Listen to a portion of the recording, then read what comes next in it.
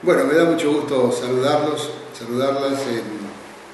en tener la ocasión de poder presentarles dentro del programa que ustedes están desarrollando, dentro de esta gran iniciativa que son los 2000 jóvenes por una economía con rostro humano, poder abordar un tema que es particularmente sensible y que la verdad que estamos permanentemente aprendiendo cómo presentarlo para poder lograr transmitir la potencialidad que hay detrás de la problemática de la integración regional. Generalmente hay miradas técnicas o muy técnicas o muy políticas o alejadas de la cotidianidad y bueno,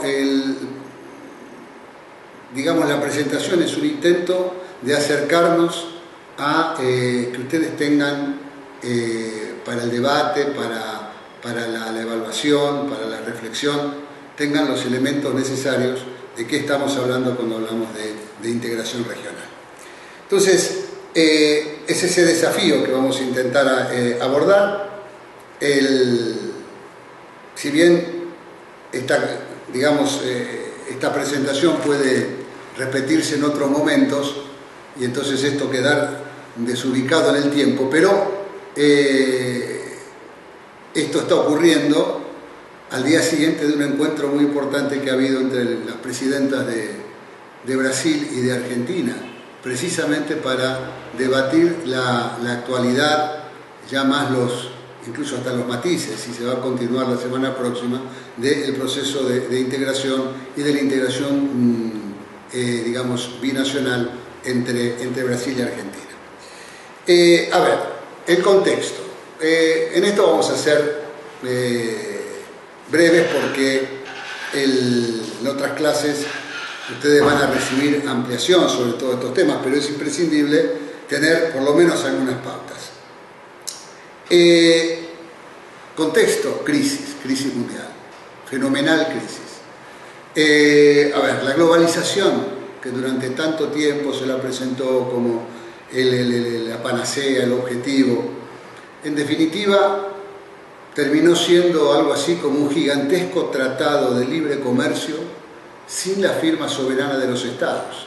Terminó siendo un modo en el cual los recursos financieros iban de un lado para el otro, si es que iban, al menos contablemente, y que ha generado las burbujas que ustedes conocen, la explosión de esas burbujas,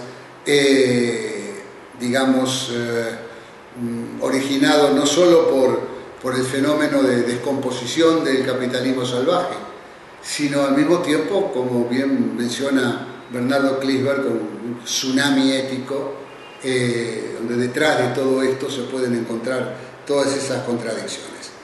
La hegemonía unipolar a la cual veníamos acostumbrados desde la caída, digamos, de la Unión Soviética, del campo llamado el campo socialista, se pasó a una etapa, digamos, de una hegemonía unipolar que entró en crisis. Así como entró en crisis el estado de bienestar que habían alcanzado a construir los europeos.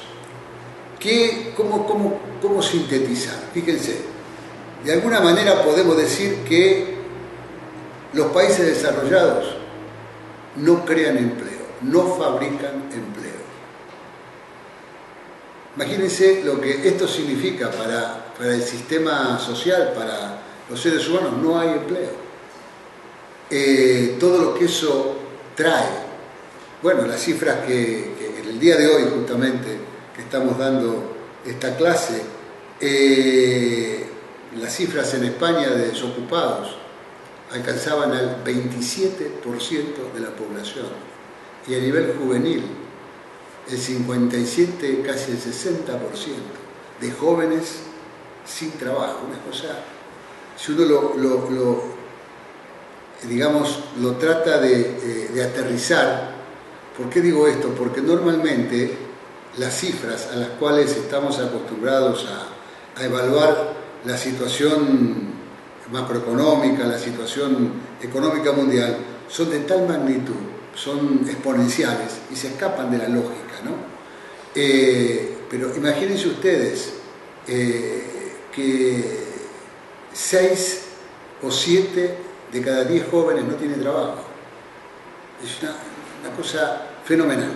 Digamos, en un país como España, pues esto se está repitiendo en los otros países europeos, en un país que hace poco tiempo podía haber sido ejemplo de muchas cosas. Bueno, esto es consecuencia naturalmente de la política que frente a la crisis se han dado, este concepto de la austeridad que ustedes conocen, esta alternativa diferente a la que adoptó principalmente América Latina. Pero, digamos, se trata de un enfoque que a medida que uno lo va siguiendo en la prensa parece como casi, en fin, novedoso, cotidiano. Y yo traje para leerles muy brevemente un artículo de opinión del premio Nobel de Paul Krugman, que lo interesante es que es de octubre del 2011. Estamos hablando ya de bastante tiempo atrás. ¿Y qué decía? Dice, miren, se llama El peligro de creer que la austeridad es la salvación. Dice, vale la pena tomar distancia para ver el cuadro más amplio, es decir, el abyecto fracaso de una doctrina económica, una doctrina que provocó graves daños tanto en Europa como en Estados Unidos. Esa doctrina se basa en la afirmación de que en el periodo subsiguiente a una crisis financiera, los bancos deben ser rescatados, pero el público en general debe pagar el precio. Así, una crisis generada por la falta de regulación se convierte en una razón para desplazarse aún más a la derecha.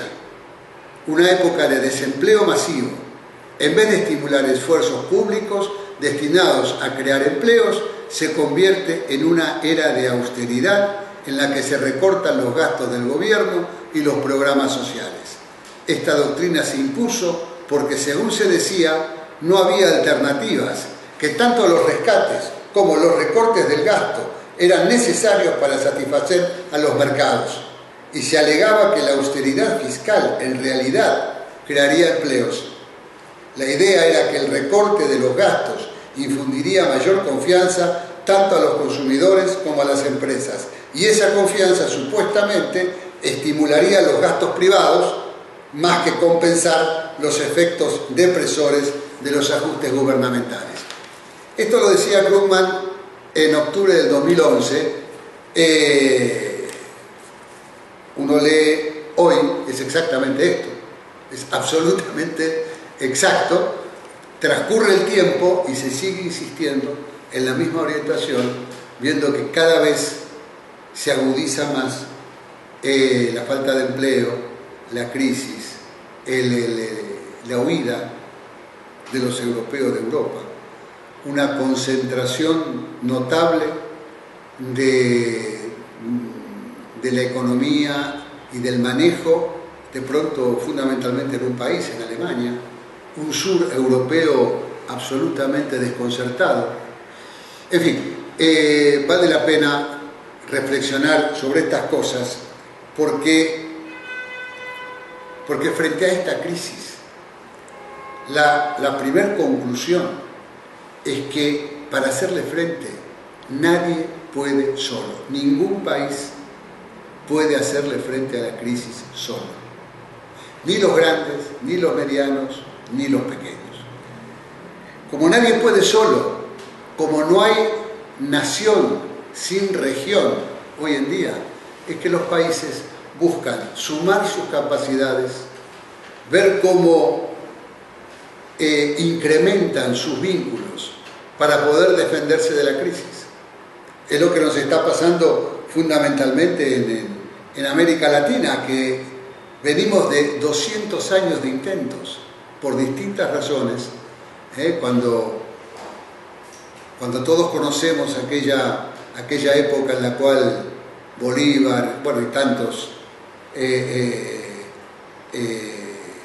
combatientes de aquella época de la independencia planteaban la necesidad de sumar capacidades porque conscientemente nos estaban dividiendo, porque había una política para dividirnos, no solamente por parte del Imperio Español, también los ingleses trabajaron muy activamente a ver cómo nos separaban, cómo nos dividían para poder acceder a las riquezas que esta zona del planeta tiene. De manera que frente a todos esos intentos, se fue generando la idea de que cada país, digamos históricamente, cada país tenía que defenderse solo. Por ejemplo, cuando se celebró el centenario de las luchas por la independencia, el argumento principal era cómo fortalecer el Estado-nación frente al mundo. Entonces, cómo cada país era suficiente para hacerle frente al mundo. Eso en el centenario. En el bicentenario, el debate es la integración. Se recupera aquella visión de que no se puede solo. Y hoy la propia crisis lo demuestra. Claro que hay que juntarse, hay que asociarse, hay que complementarse. Pero, digamos, lo estamos haciendo porque tenemos que resolver algunas asimetrías sustantivas que tenemos. En primer lugar, la asimetría con el mundo. Entonces nos juntamos para hacerle frente a las asimetrías que tenemos con el mundo. Pero ahí nos encontramos con las asimetrías que tenemos entre los socios. No todos tenemos el mismo grado de desarrollo. Hay asimetrías profundas. Pero además están las asimetrías que cada país tiene al interior de ese propio país. Los temas de desigualdad, los temas de pobreza. Entonces, ¿por qué menciono todo esto? Porque de acuerdo a cómo se decida abordar las asimetrías que se tienen con el mundo, con los socios y al interior de los países, será el modelo de integración que se elija y se construya. Si miramos solo uno de los aspectos, por ejemplo, la asimetría con el mundo, no nos importa, la asimetría con los socios y las asimetrías al interior del país, bueno, será uno el tipo de mecanismo que aportaremos que si nos importa el conjunto.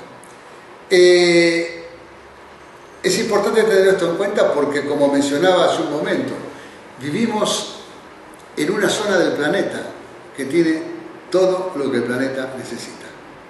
Nosotros tenemos agua dulce, cantidades formidables, tenemos alimento, tenemos energía, tenemos biodiversidad, tenemos minerales. Bueno, tenemos la Amazonia y tenemos la Patagonia, tenemos los Andes, tenemos la Pampa, tenemos zonas realmente de una gran riqueza.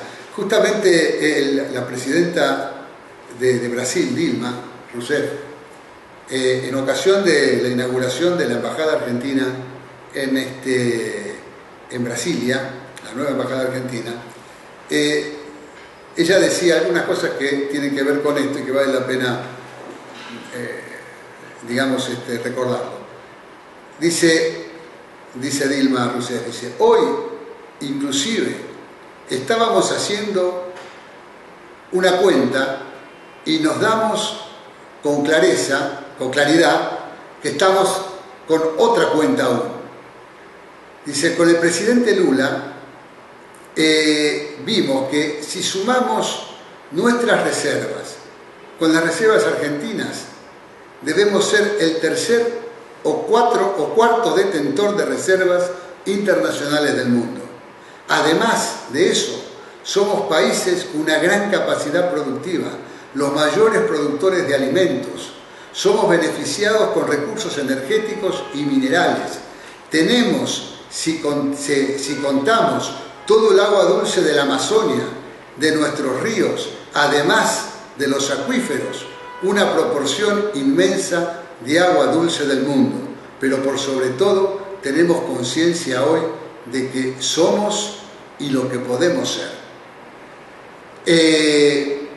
Somos países democráticos, hoy nos decidimos ampliar aún más nuestra integración, buscando la integración de nuestras cadenas productivas, temas de los que vamos a hablar enseguida. Pero parecía interesante escuchar a Dilma hablando justamente de lo que tenemos. Claro, tenemos estas riquezas si somos capaces de agregarle valor.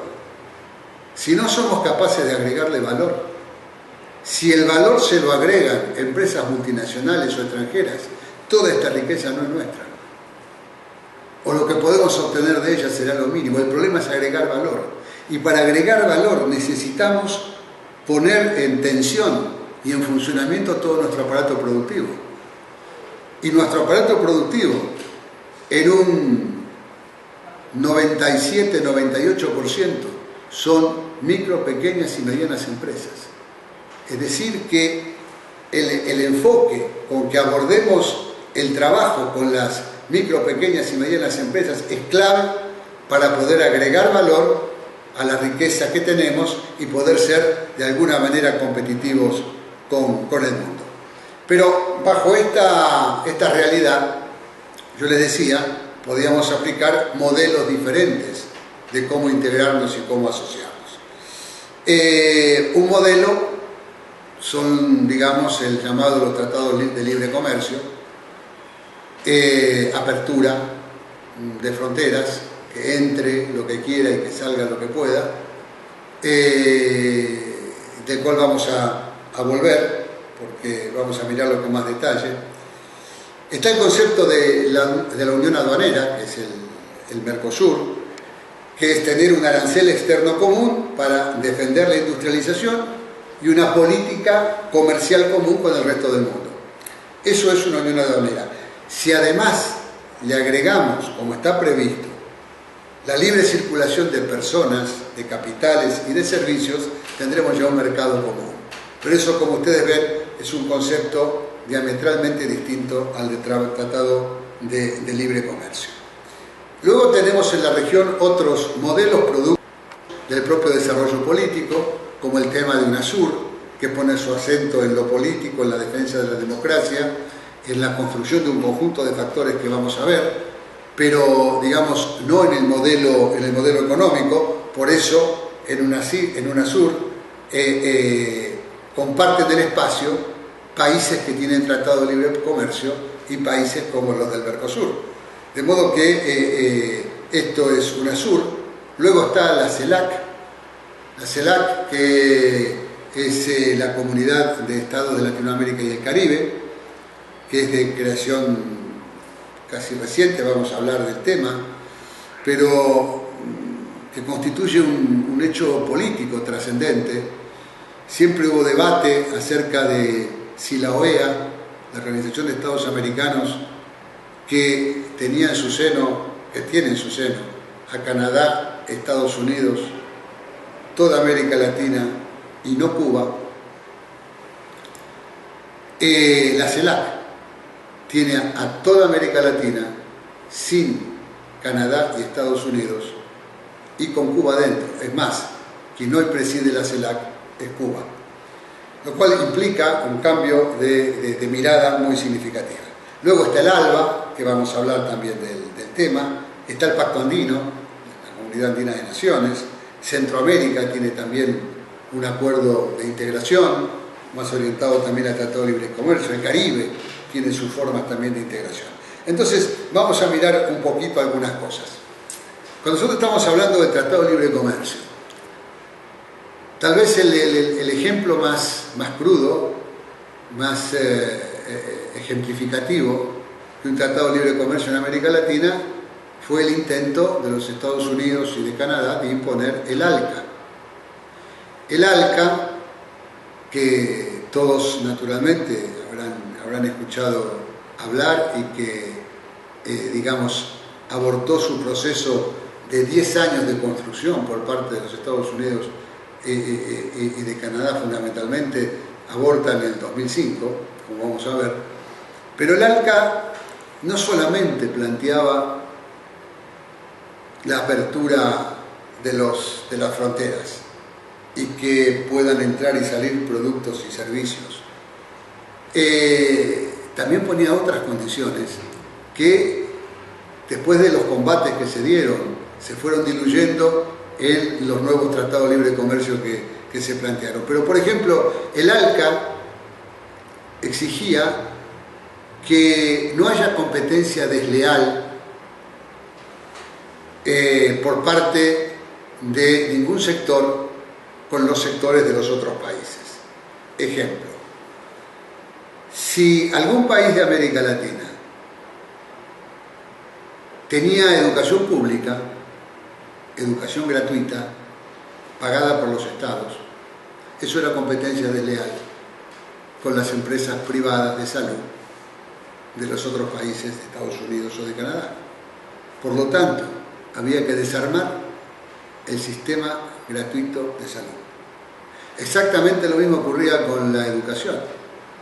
Si había educación pública, educación gratuita, eso era competencia desleal con las empresas privadas de educación. Por lo tanto, de imponerse el ALCA, había que desarmar todo lo que implicaba en educación. Y así en un conjunto de cuestiones con respecto a patentes, a propiedad intelectual, etcétera, etcétera. Pero es importante que ustedes vean que esta batalla que termina en el 2005, que fue, digamos, a lo largo de los años 90 fundamentalmente, y principios de los 2000, fueron batallas de recién. Y fíjense lo que se nos planteaba. Entonces, bueno, ¿quiénes tienen el Tratado de Libre Comercio en América Latina? Bueno, México, Colombia, Perú, Chile, Centroamérica también, pero justamente México, Colombia, Perú y Chile acaban de decidir crear la Alianza del Pacífico, donde los países más desarrollados lo están empujando para incluso poder ser hasta una alternativa de la mirada de integración con otros conceptos. O sea, tratar de darle a la idea de los tratados de libre comercio una fuerza superior a la defensa del desarrollo industrial en cada país. Está el NAFTA, que es el acuerdo entre Estados Unidos, Canadá y México, que podríamos detenernos un minuto en esto.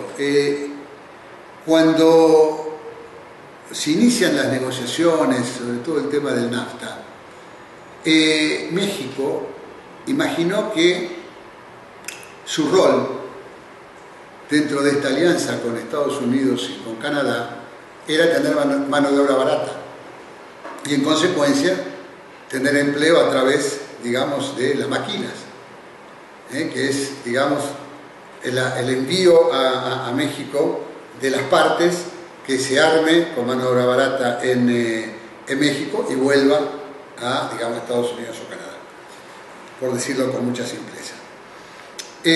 Bueno, México jugó a esa alternativa, pero al poco tiempo Centroamérica empezó a ofrecer la mano de obra a la mitad, y después apareció China ofreciendo a la mitad de la mitad, y ahí entró en crisis todo esto, que ahora México ha ido encontrando algunos otros caminos para recuperarse, pero que llevó a México a situaciones muy complejas, donde terminó imponiéndose la violencia, la droga y tantas cosas que ustedes han visto, y que ahora aparentemente, digamos, con el nuevo gobierno, con el PRI y con alianzas de otro tipo, empieza a tratar de recuperarse.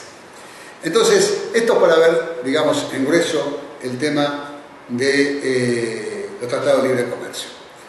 Vamos a ver un poco el tema Mercosur y algo de la historia del Mercosur. En primer lugar, quiero decirles que todos los procesos de integración, ya sea el Tratado de Libre Comercio o Mercado Común, son procesos en pugna. ¿Por qué? Porque hay lucha de intereses. No son procesos de integración donde todos quieren exactamente lo mismo. No solo pugna de países, pugna de intereses adentro de los países. Y de acuerdo a cuál sea la correlación de fuerzas de esos intereses, es que el país va a terminar adoptando una postura. Si en un país lo que prevalece es la idea de cómo le vendo a los demás si no compro, cómo vendo solamente, cómo tengo una balanza comercial favorable, evidentemente los procesos de integración tendrían gran dificultad. Hay que ver cómo se armoniza todo esto. Por eso digo, son procesos en pugna. Fíjense, ¿cuándo nace la idea del Mercosur? La idea del Mercosur nace cuando terminan las dictaduras en Sudamérica. Las dictaduras nos habían dejado como enemigos potenciales unos contra otros. Para la Argentina, el gran enemigo era Brasil. Guerra en cualquier momento. Chile, guerra en cualquier momento. Era muy agudo. Hay muchos ejemplos, digamos, que da una idea del punto en que está. Por ejemplo, la trocha del tren, de los trenes que unen Argentina con Brasil, son distintas para que no puedan pasar las tropas. Eran distintas. Bueno, en fin, una cantidad de ejemplos de previsiones para una eventual guerra. Entonces los presidentes democráticos, Sarney y Alfonsín, ponen en marcha, para hacerle frente a esa realidad, a ese peligro, ponen en marcha el programa de integración y cooperación económica, que era cómo complementarse, cómo asociar la industria de ambos países para poder superar la hipótesis de conflicto. Y se trabajó notablemente en temas tecnológicos muy avanzados, como el terreno de la informática, la biotecnología, hasta en el campo nuclear. Fíjense, hipotéticos contendientes de una guerra, y empezamos a trabajar juntos en el tema nuclear. Entonces, realmente fue un hecho muy importante que creó las condiciones para generar el Mercosur. Y es así que en el 91, en 1991, en Asunción, se crea el Mercosur. Ahora, el 26 de marzo pasado, cumplimos 22 años de Mercosur. Pero ¿qué ocurrió? Que en los 90 aparece con toda la fuerza el consenso de Washington. La idea de comprarnos y vendernos, no de asociarnos. Compro, pago, vendo, cobro. Y el fenómeno del Mercosur, durante todos los 90, es un proceso de carácter fundamentalmente comercial. Recién en el año 2003, cuando se firma el consenso de Buenos Aires entre el presidente Lula y el presidente Kirchner, se produce un cambio en la variable, la brújula empieza a mirar para otro lado y ahí se decide empezar a trabajar en lo social, en lo productivo, empieza a producirse un cambio fundamental, año 2003. Y tal vez en el momento en que esto aparece más brutalmente claro, es en el 2005, cuando se realiza en Mar del Plata la cumbre hemisférica con la presencia del presidente Bush, todos los jefes de Estado. Y en esa cumbre hemisférica de Mar del Plata, Estados Unidos tenía la certeza absoluta de que se aprobaba el ALCA. Y precisamente fue la cumbre hemisférica de Mar del Plata la tumba del ALCA. Ahí los presidentes le dicen no al ALCA, es decir, le dicen no a un modelo que es el que les comenté. Claro, decirle no a un modelo no significa saber claramente cuál es el modelo que vamos a defender y construir, que es el proceso en el que estamos, pero se tenía claro qué modelo no se quería. Y si me permiten, digamos, alguna anécdota muy rápida, porque me tocó estar en esa cumbre y ver cómo se operaba. Miren, en el año 2000 fue la primera vez que en América Latina empezaron a encontrarse los presidentes. Nunca antes se habían encontrado. Increíble. general, en todas las, digamos, los eventos internacionales, eran los cancilleres, los ministerios de Relaciones Exteriores, los que debatían, y los presidentes lo que hacían era la lectura de un discurso, normalmente protocolar, una cena, pero acá en Mar del Plata los presidentes tomaron en sus manos el debate y resulta que se juntaban en las esquinas, en los rincones del salón, y ahí discutían, tachaban, ponían, Bush miraba de un lado para el otro, no entendía lo que estaba pasando, digamos, era un fenómeno realmente muy impactante. Bueno, el presidente Kirchner que digamos, encabezaba en buena medida todo este trabajo con Lula, con Duarte de Paraguay, con Vázquez, con Tabaré Vázquez del Uruguay, bueno, con el presidente Chávez. Hugo Chávez jugó un rol impresionante, digamos, iba, venía, me tocó escuchar cuando estaban negociando ahí, digamos, qué se ponía y qué no, que el presidente Kirchner le dice al presidente Chávez, andá y hablá y danos tiempo, y Chávez se fue y se puso a explicar una cantidad de cosas. Bueno, en un momento, el subsecretario de Relaciones Internacionales de los Estados Unidos pide la palabra y dice algo así como, caramba, ¿qué está pasando acá? ¿Qué es este desorden? No estamos acostumbrados, ¿por qué no volvemos a estar cada uno sentado donde corresponde? Y entonces el presidente Kirchner viene del rincón donde estaba discutiendo, agarra el micrófono y le dice, no nos patoteen, ¿entendieron? No nos patoteen. Yo siempre digo que vayan uno a saber, digamos, qué le habrán traducido de no nos patoteen, pero eso expresaba el sentimiento que había. Déjennos decidir, estamos discutiendo. Y quien adoptó la postura de defender el ALCA en ese debate era Uribe, el presidente de Colombia, un hombre inteligente, y intentando ver si retomaban, y finalmente se decide decirle no al ALCA.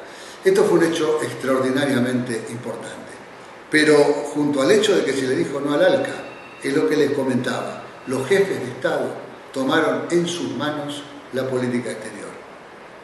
Por eso hoy es normal, es común ver que los presidentes se encuentran, viajan juntos, hablan, se reúnen, van a numerosas cumbres, en UNASUR, en el CELAC, en el Mercosur, en donde van, se reúnen y discuten. Fíjense la gran diferencia. Un funcionario del más alto nivel, que no es un jefe de Estado, discute el referéndum, pero los jefes de Estado toman decisiones, y esto es de una enorme importancia para poder desarrollar justamente una estrategia de integración. Eso fue en el 2005.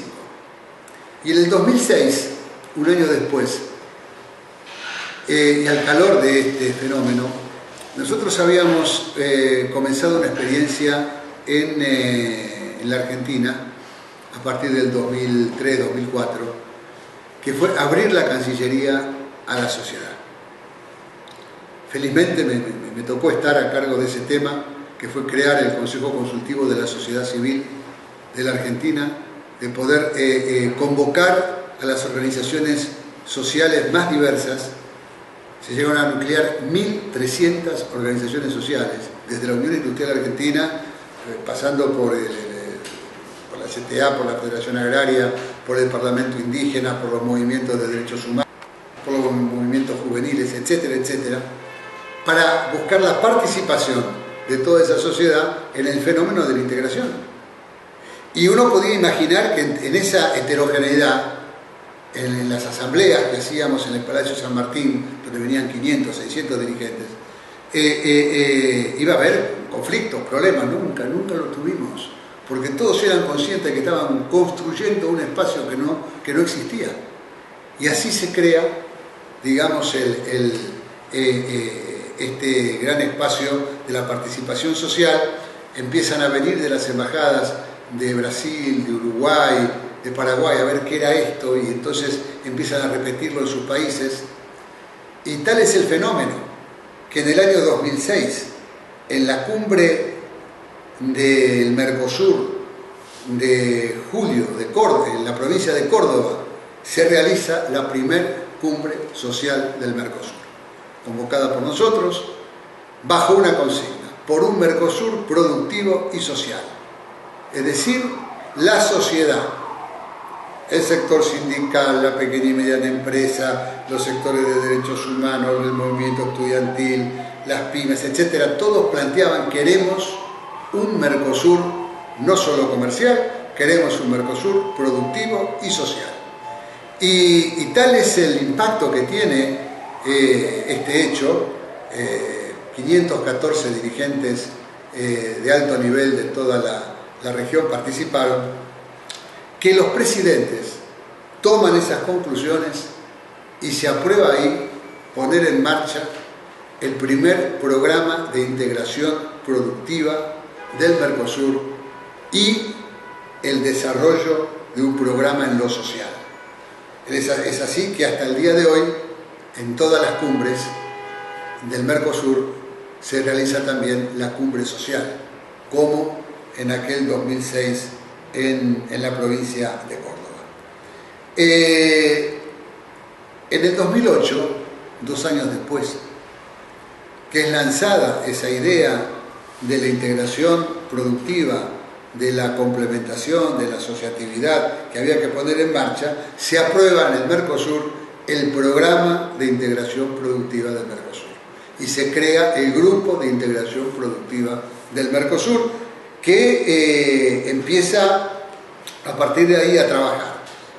Krugman decía que la productividad no es todo, pero en el mediano plazo es casi todo.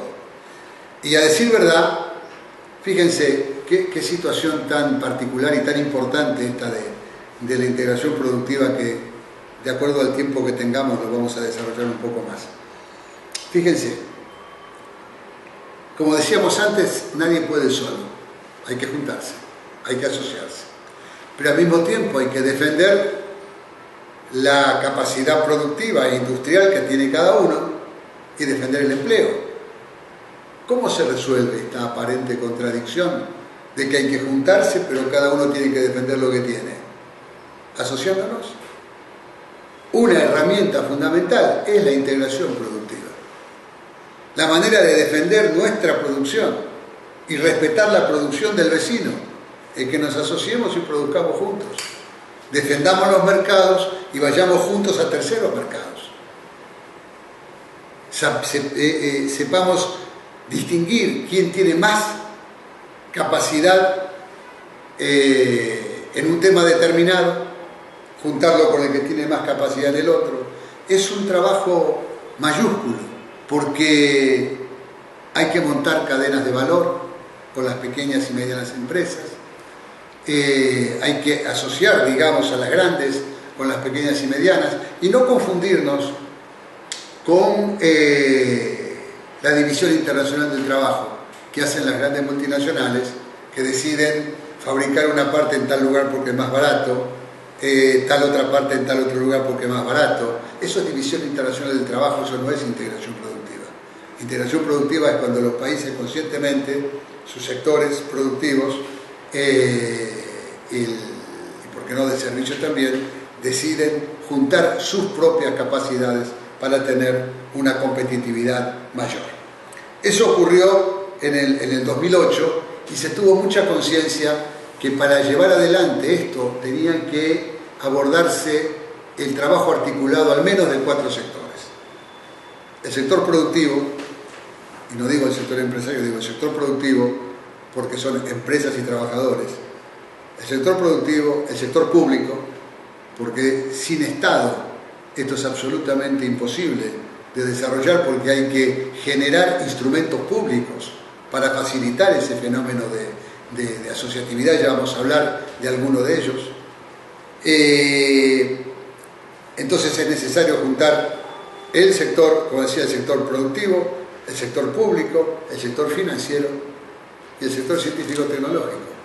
Si esos 4 actores al menos no funcionan articulada y coordinadamente, esa integración productiva es muy lejana. Es una esperanza, pero no es una herramienta concreta. De modo que detrás de esto hay también toda una pelea, porque obviamente hay muchos intereses en que esto no ocurra, porque se transforman en competidores serios de multinacionales. Entonces es preferible que estemos separados y divididos, como hace 200 años, y que cada uno siga por su lado, viendo cómo sobrevive. De modo que es un tema, creo, de carácter estratégico. Bueno, yo les hablaba que esto ocurrió en el 2008. En el 2010 se aprueba finalmente el código aduanero, muy complejo, para poder resolver entre todos los países del Mercosur, y se resuelve terminar con el doble cobro del arancel externo común. Fíjense lo que pasaba. Entraba un producto al Uruguay, por ejemplo, y pagaba el arancel externo común que se tenía. Por ejemplo, es hasta un 35%. Bien, hay un arancel externo, se pagaba en Uruguay. Si ese producto, integrando lo que fuere o como tal, tenía que pasar a otro país del Mercosur, tenía que volver a pagar el arancel externo común. Entonces, si cada vez que se entraba había que pagar el arancel externo común, bueno, no éramos un espacio común. Y además, ¿cómo negociábamos que no nos hagan lo mismo en otras regiones? Por eso era tan importante resolverlo, pero para resolverlo había que resolver problemas técnicos muy importantes. Respetar, por ejemplo, el hecho Paraguay que está ahí metido, que no tiene acceso directo, los productos no entraban por ahí. Entonces, si se cobraba una sola vez el arancel externo, entraba por los otros, por Brasil, por la Argentina, y Paraguay, entonces ¿qué? Por eso hubo que establecer todo un acuerdo de que entra por donde entra, cómo se distribuye, muy complejo, pero se avanzó mucho en el 2010. En el 2012, el año pasado, en junio, se produce el golpe de Estado en Paraguay. Tema muy sensible, donde no solamente el Mercosur, sino UNASUR, muy atento al tema de la defensa de la democracia, decide suspender a Paraguay del Mercosur. Felizmente ahora, ya con el presidente electo, que va a asumir en agosto, ya son públicas las manifestaciones de ir encontrando los caminos para la reinserción de Paraguay en el Mercosur. Pero el hecho de esa suspensión en ese momento permitió curiosamente 2 cosas. En primer lugar, el ingreso de Venezuela al Mercosur, que todos los países a través de sus congresos habían dado su acuerdo al ingreso y el Congreso paraguayo no lo daba, por lo cual Venezuela no podía entrar al Mercosur. Con la suspensión de Paraguay se produjo el ingreso de Venezuela. Pero se produjo otro hecho también muy importante, y es que pudimos empezar a negociar como Mercosur con China, porque resulta que Paraguay no reconoce a la República Popular China, reconoce a Taiwán, y por lo tanto, como Mercosur no podíamos negociar con la República Popular China. Bueno, estos 2 temas muy sensibles, muy significativos, seguramente se resuelven ahora con el nuevo ingreso o el levantamiento de la suspensión de Paraguay. Entonces el ingreso de Venezuela, lo de China, Bolivia, que en diciembre del 2012 decide iniciar el proceso de incorporación directa al Mercosur. Se decide también en el 2012 un hecho muy importante, se aprueba el Fondo de Garantías para garantizar los créditos de las pequeñas y medianas empresas que se asocien en el Mercosur. Esto se había aprobado en el 2008 y no podíamos ponernos de acuerdo, tener todos los países legislaciones distintas, criterios distintos. Pero resulta que ahora que nos pusimos de acuerdo, las pequeñas y medianas empresas van a disponer de más de 1.000 millones de dólares. Más de 1.000 millones de dólares para garantizar créditos para poder asociarse en el Mercosur. Un hecho trascendente, absolutamente trascendente.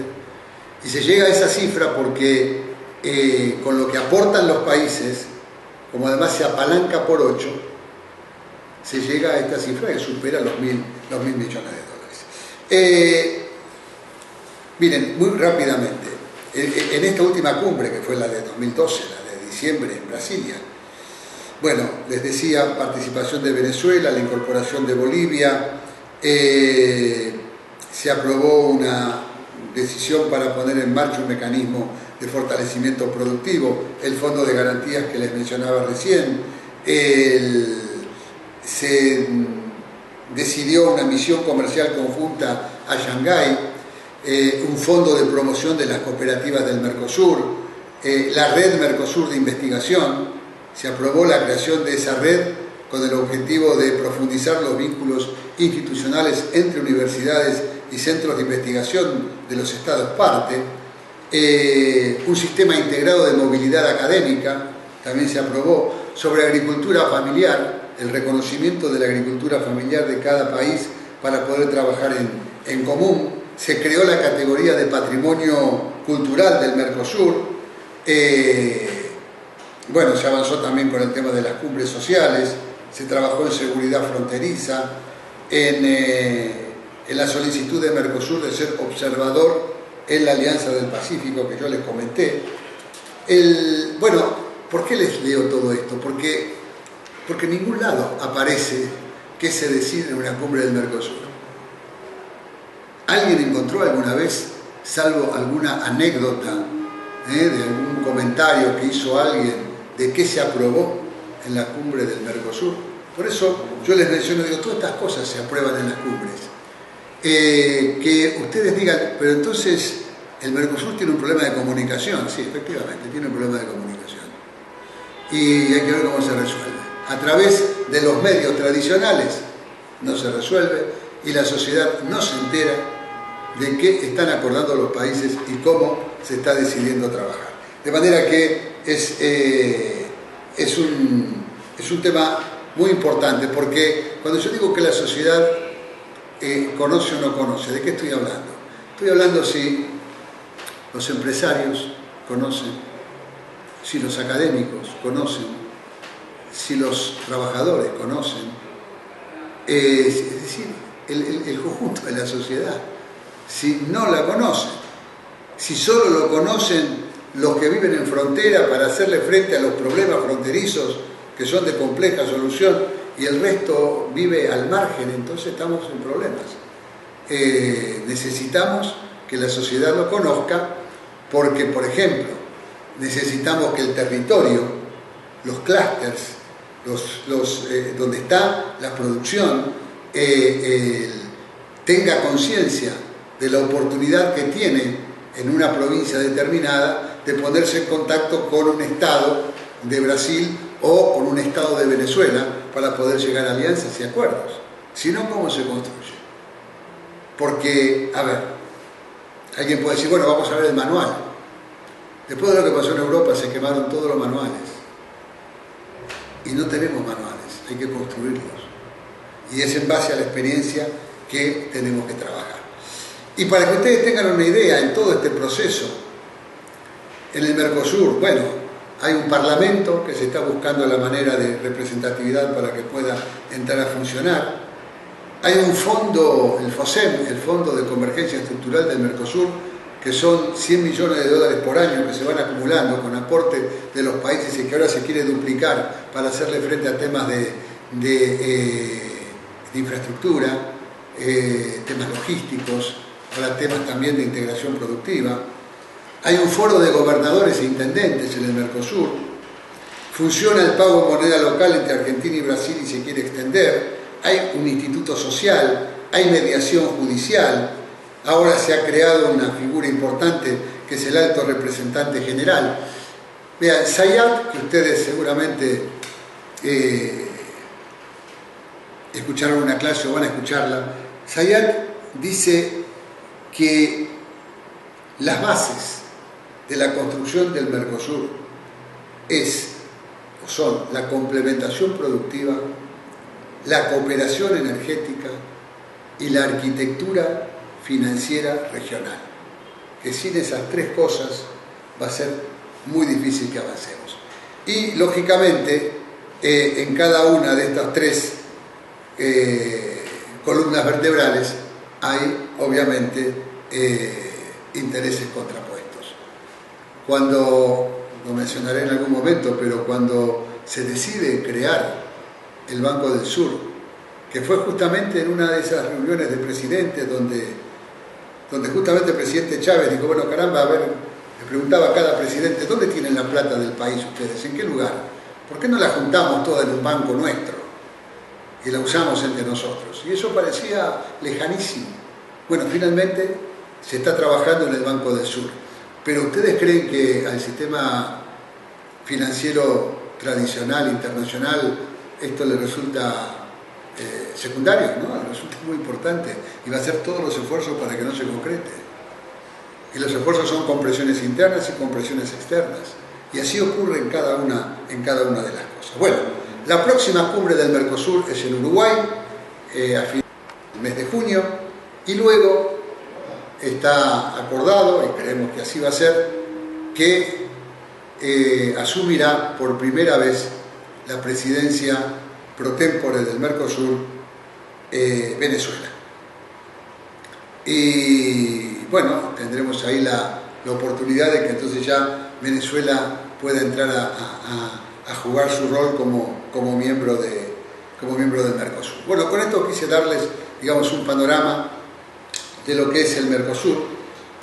Otras instancias que existen en la región, yo les mencioné el ALBA, que impulsado fundamentalmente por Venezuela, por el presidente Chávez, del cual forma parte Cuba, Ecuador, Bolivia, países del área del Caribe, que tienen basado su concepto en la cooperación y solidaridad, y la integración productiva la tienen pensada fundamentalmente entre las grandes empresas nacionales, las grandes empresas del Estado, lo que ellos llaman las empresas gran nacionales. Tienen un banco, el Banco del ALBA, y están haciendo una experiencia muy positiva que están viendo todos los países, que es el Sucre, que es el sistema de pago a través del intercambio compensado, de no usar moneda, sino de cambiar producto. Y esto está dando un resultado muy interesante en el ALBA, y el resto de los países están con mucho interés de poder abordarlo. Les hablé de la CELAC. Vamos a comentar rápidamente. Esto nace, fíjense, en el año 2008, yo les hablé de la cumbre en la cual se aprobó el programa de integración productiva, se aprobó este fondo de garantías, se pusieron en marcha cosas muy interesantes. Esto se hizo en Costa de Sauípe, en el norte de Brasil. Y allí, al mismo tiempo, 33 jefes de Estado de toda la región decidieron crear la CALC, por la integración y el desarrollo, que se transforma luego en la CELAC. ¿Y qué se planteaba? Decían, a ver, nosotros tenemos crisis financiera, tenemos crisis humanitaria, tenemos crisis energética, tenemos crisis medioambiental. Entonces, damos mandato a los ministros y a las organizaciones regionales para trabajar en común para hacer frente a estas 4 crisis. Entonces, cooperación entre los mecanismos regionales, combate al hambre y la pobreza, el tema de la energía, la integración física, desarrollo sustentable, circulación de personas. Todo eso se plantearon los jefes de Estado y eso termina en la CELAC. Yo tengo aquí la declaración que recientemente la CELAC generó, 27 y 28 de enero del 2013 en su reunión en Chile. No tenemos mucho tiempo como para poder trabajarlo. Yo los invito a que ustedes entren digamos, a través de Google y lleguen al documento, a la Declaración de Santiago de la primer cumbre de la CELAC, para poder ver en qué temas sustantivos toda la región está de acuerdo. Vale la pena, vale la pena. Son muchos los temas en los cuales estamos significativamente de acuerdo. Y además porque, digamos, ya vamos teniendo, digamos, presencia en otros planos. Y dejé para el final, para poder comentarles, el tema de UNASUR. Porque, miren, tiene que haber un grado de madurez política muy alto para que sistemas totalmente diversos, como Tratado de Libre Comercio en Colombia, en Perú, en Chile, con los países del ALBA, con los países del Mercosur, establezcan un espacio común para discutir temas de la sensibilidad que vamos a ver ahora. Hay que tener madurez política. Y las intervenciones que UNASUR ha tenido para garantizar esa democracia, para garantizar, digamos, la autonomía, la soberanía de los propios países ha sido fenomenal. UNASUR impidió el golpe de Estado en Bolivia. UNASUR resolvió las contradicciones que había entre Ecuador y Colombia, entre Colombia y Venezuela. Recientemente, frente a todas las provocaciones que intentan, digamos, desdibujar el triunfo de Maduro en Venezuela, en las elecciones venezolanas, UNASUR se reunió y por unanimidad decidió respaldar claramente la consolidación de la democracia y el respeto a las decisiones del pueblo venezolano. Bueno, es decir, UNASUR está jugando un rol muy importante.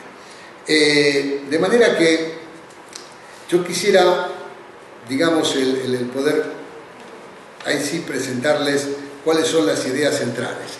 El hecho de que UNASUR esté concebido en el sur de América es porque, por un conjunto de relaciones y de historia y de vinculaciones, prácticamente México y Centroamérica constituyen hasta Panamá una realidad, y de Panamá para abajo hay otra realidad, que es la Sudamérica de la cual estamos hablando.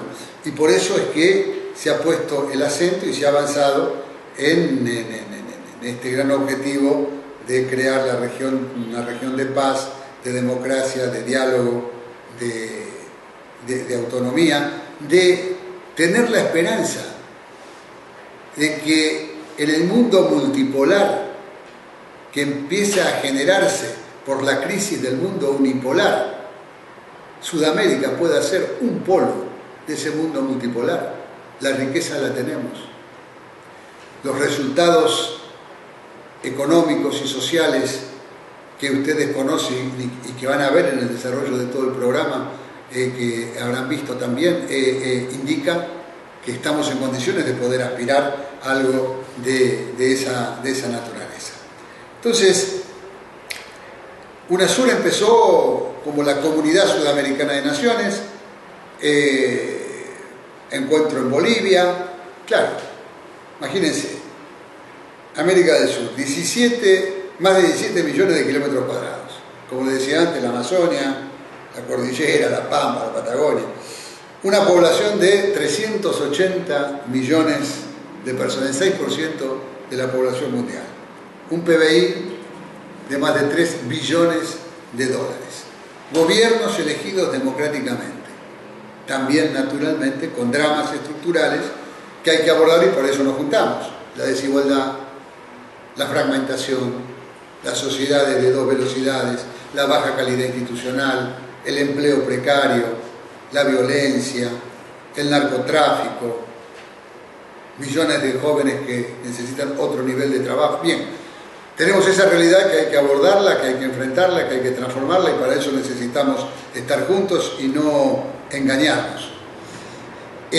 Por de pronto, para poder abordar toda esta temática de UNASUR, creo que ha habido una iniciativa de Bernardo Kliesberg formidable, que es la puesta en marcha con el apoyo de la Facultad de Ciencias Económicas de Buenos Aires y de la Corporación Andina de Fomento, de un programa de formación de jóvenes de numerosos países de UNASUR para poder abordar, digamos, una economía social y los temas de la integración regional.